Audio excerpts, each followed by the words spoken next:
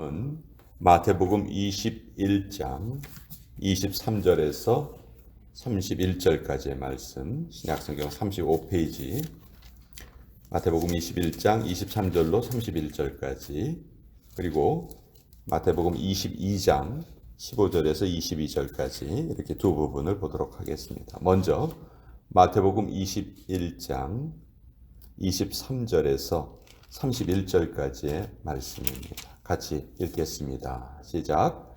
예수께서 성전에 들어가 가르치실새 대제사장들과 백성의 장로들이 나와 이르되 내가 무슨 권위로 이런 일을 하느냐, 또 누가 이 권위를 주었느냐. 예수께서 대답하시되 나도 한 말을 너희에게 물으리니 너희가 대답하면 나도 무슨 권위로 이런 일을 하는지 이르리라. 요한의 세례가 어디로부터 왔느냐? 하늘로부터냐 사람으로부터냐? 그들이 서로 의논하여 이르되 만일 하늘로부터라 하면 어찌하여 그를 믿지 아니하였느냐 할 것이요, 만일 사람으로부터라 하면 모든 사람이 요한을 선지자로 여기니 백성이 무섭다 하여 예수께 대답하여 이르되 우리가 알지 못하노라 하니 예수께서 이르시되 나도 무슨 권위로 이런 일을 하는지 너희에게 이르지 아니하리라. 그러나 너희 생각에는 어떠하냐? 어떤 사람에게 두 아들이 있는데 맏아들에게 가서 이르되 예, 오늘 포도원에 가서 일하라 하니 대답하여 이르되 아버지 가겠나이다 하더니 가지 아니하고, 둘째 아들에게 가서 또 그와 같이 말하니 대답하여 이르되 실소이다 하였다가 그 후에 뉘우치고 갔으니 그 둘 중에 누가 아버지의 뜻대로 하였느냐? 이르되 둘째 아들이니이다.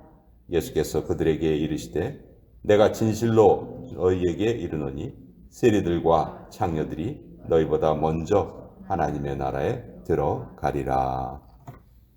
자, 마태복음 22장으로 넘어가서요. 22장 15절에서 22절까지의 말씀입니다. 마태복음 22장 15절에서 22절 같이 읽겠습니다. 시작.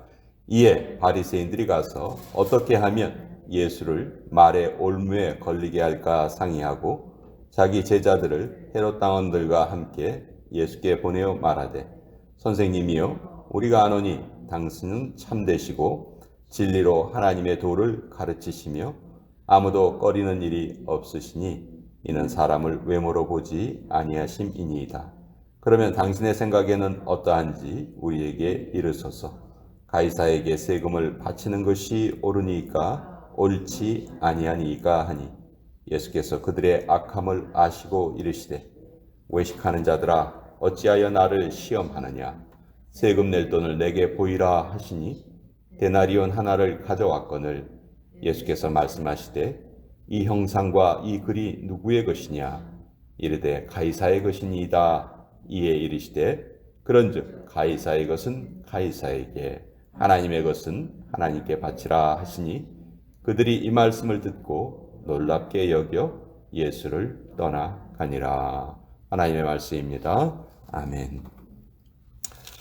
자, 고난주간의 셋째 날 화요일, 예수님은 이날도 참 많은 일을 하셨습니다. 보통 이 고난주간의 화요일을 변론의 화요일 이렇게 부르는데 이날 예수님께서 말씀하신 그 교훈들이 성경에 아주 많이 적혀 있습니다. 마태복음 25장 끝부분까지 나와 있는 그 교훈들이 다 예수님께서 이 화요일 날 우리에게 가르쳐 주신 귀한 교훈들입니다. 종려주일 날 예수님이 예루살렘 성에 입성하시고요. 그 다음 날 월요일 날은 성전을 청결하게 하셨죠. 그리고 화요일 날, 그 다음 날에는 또 그 청결케 하신 성전에서 여러 가지 교훈을 가르치셨어요.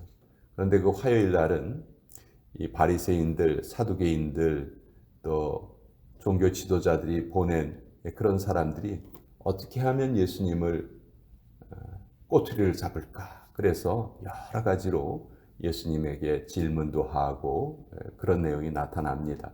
그렇지만 예수님은 그들의 질문을 하나도 두려워하시는 것도 없었고 오히려 그들에게 그들이 대답하지 못할 그런 질문들을 던지시면서 그 질문하는 사람들을 부끄럽게 하시고 또 그들의 입을 닫게 만드시는 그런 모습을 봅니다. 이 고난주간 기간 동안 예수님은 예루살렘 성에 주일날 입성은 하셨지만 예루살렘에서 머무르지는 않으셨어요. 어디에서 머무르셨냐면 예루살렘 바로 옆에 베단이라는 그런 조그마한 마을이 있습니다. 예루살렘 성문에서 조금 떨어져 있는데 한 2km 정도 된다고 하니까 1마일보다 조금 더 긴 거리입니다. 그러니까 아주 가깝죠. 그래서 잠은 거기에서 주무시고 아침이 되면 일어나셔서 다시 예루살렘 성 안에 들어가셔서 사람들 만나시고 다시 또 저녁 되면은 베다니에 아마 그 베다니에는 그 예수님이 사랑하는 그 마리아, 마르다, 나사로 이 남매들이 살고 있었잖아요. 아마 그 집에 머무르지 않으셨을까 그렇게 우리가 추측을 합니다. 자, 이 종교 지도자들은 월요일 날 성전을 청결케 하신 사건 때문에 지금 아주 발칵 뒤집혀 있는 상태입니다. 어떻게 하면 저 예수를 우리가 죽일 수 있을까? 거기에 지금 모두 한 마음이 되어 있는 상태예요. 그래서 오늘 우리가 읽은 첫 부분에 보면 예수님께 시비를 걸죠. 마태복음 21장 23절에 보면 예수께서 성전에 들어가 가르치실 때 대제사장들과 백성의 장로들이 나와 이르되 네가 무슨 권위로 이런 일을 하느냐? 또 누가 이 권위를 주었느냐? 네가 뭐길래 성전에서 장사하는 사람들을 쫓아내고 네가 도대체 뭐길래 누가 이런 권위를 너에게 주었느냐? 이렇게 물어봅니다. 이렇게 시비를 걸죠. 그러니까 예수님이 비슷한 질문을 하나 하세요. 자, 그러면 요한의 세례가 어디로부터 왔느냐? 하늘로부터 온 것이냐? 아니면 사람으로부터 온 것이냐? 자, 이 질문을 딱 받으니까 대답할 말이 딱 막힌 거죠. 하늘로부터 왔다 하면은 그럼 왜 너희들은 요한에게 세례를 받지 않았느냐? 할 말이 없는 거죠. 또 아니다, 그건 사람으로부터 온 것이다 그러면 수많은 백성들이 지금 세례 요한에게 세례를 받았는데 그 백성들을 또 적으로 돌리는 일이 되죠. 그러니까 이들이 뭐라고 대답을 합니까? 모르겠습니다. 알지 못하겠나이다. 그랬더니 예수님께서 너희들이 그렇게 악하게 대답을 한다면 나 역시 내가 무슨 권위로 이런 일을 하는지 너희에게 알려줄 필요가 없다. 너희는 진리를 알고자 하는 그런 마음 자체가 없도다. 이렇게 예수님이 그들의 입을 완전히 다물게 하십니다. 그러면서 하시는 말씀이 이제 두 아들이 있다. 두 아들 중에서 첫째 아들은 아버지가 명령을 했을 때 포도원에 가서 일해라 했을 때 가겠습니다. 예, 예스 해놓고 실제로는 안 갔다는 것이죠. 반면에 둘째 아들은 no, 안 가겠습니다 했다가 나중에 내가 아버지 말씀을 들어야 되겠다 하고 가서 일을 했다. 그러면 이 두 아들 중에서 누가 아버지의 말을 지켰느냐? 당연히 둘째 아들이 아버지의 말을 지킨 거죠. 자, 이것은 뭘 비유로 말씀하신 거냐면 여기에 첫째 아들은 바로 종교 지도자들이에요. 하나님의 말씀을 그들에게 하나님 허락하시고 그들을 백성들을 이끄는 자리에 임명을 하신 거죠. 그러니까 첫째 아들과 같은 존재예요. 아버지 말씀을 잘 지키겠습니다. 이래 놓고선 실제로는 그 말씀을 지키지 않고 자기들의 이익을 위해서 살았다. 반면에 세리와 창기들은 처음에는 하나님의 말씀을 지키지 않겠다 그렇게 했지만 예수님을 통해서 완전히 새로운 사람이 되고 예수님의 복음을 받아들이고 하나님을 잘 섬기기 위해서 결단을 하고 변화가 되었다. 그러니 너희들이 손가락질하는 그 사람들이 더 천국에 들어갈 것이다. 그 사람들은 천국에 들어가지만 너희들은 못 들어갈 것이다. 이건 아주 정말 신랄한 예수님의 꾸중이시죠. 이것뿐만이 아니고 또 포도원 비유도 하십니다. 포도원 주인이 농부들에게 이제 포도원을 만들고 이걸 좀 잘 맡아달라 부탁을 하고 갔어요. 근데 그 나중에 포도원 주인이 사람을 보냈을 때 그 농부들이 계속 그 사람을 때려 죽입니다. 나중에는 주인이 직접 와서 그 포도원의 농부들을 진멸시킬 것이다. 이것 역시 하나님의 말씀을 받았던 종교 지도자들이 오히려 백성들을 잘못된 길로 이끄는 것을 예수님께서 이렇게 아주 신랄하게 책망을 하신 거예요. 자, 이 이외에도 22장에 보면 천국은 혼인잔치와 같다.